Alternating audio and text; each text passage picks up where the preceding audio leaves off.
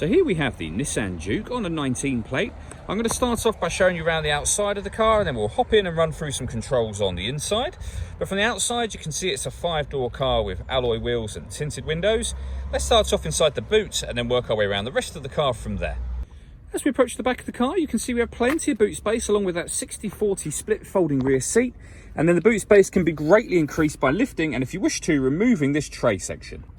Okay, so we're just going to work our way back round to the front of the car, and then we'll hop in and run through some controls on the inside. But now that we've done a full circle of it, you can see it's in excellent condition the whole way round.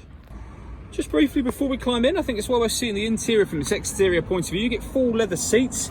There's plenty to run through on the dashboard, so let's hop in and we'll do that right now.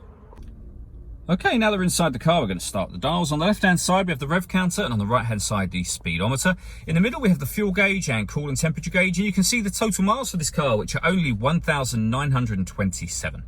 Also in that section, it will show you what gear this car is currently in. As it's an automatic, we're in P for park at the moment. If I back out to the steering wheel, on the right-hand side, we have cruise control and speed limiter, and on the left-hand side, we have stereo and phone controls.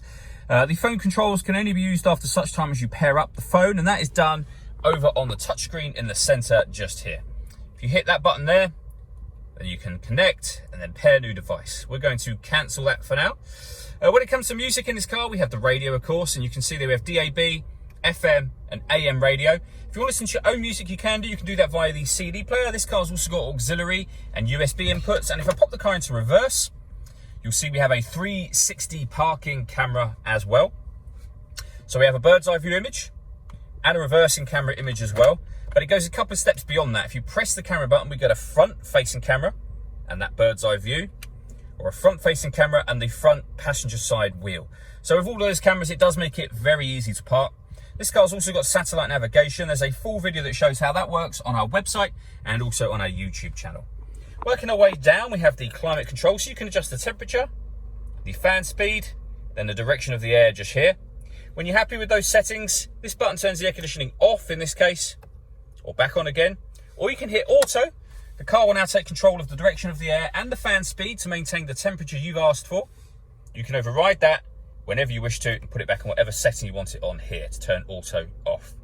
This screen also doubles up as the driver mode screen. If you press that button, you can now see that all of these options have changed.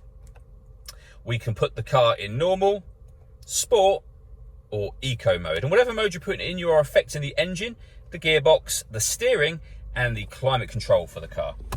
Under that, we have the USB and auxiliary inputs and a 12-volt charging socket, the gear lever for the fully automatic gearbox, and then driver and passenger heated seats.